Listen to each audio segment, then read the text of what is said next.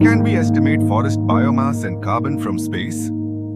Discover how modern remote sensing and GIS are transforming forest biomass and carbon estimation.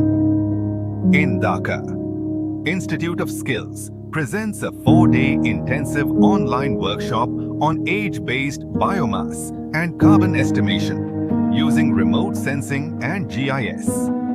Learn biomass estimation, carbon stock assessment, vegetation analysis, GIS mapping, and time series monitoring using real satellite data.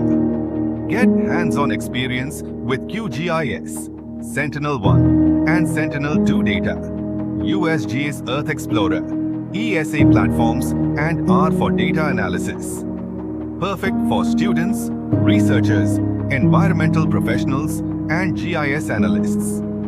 Seats are limited.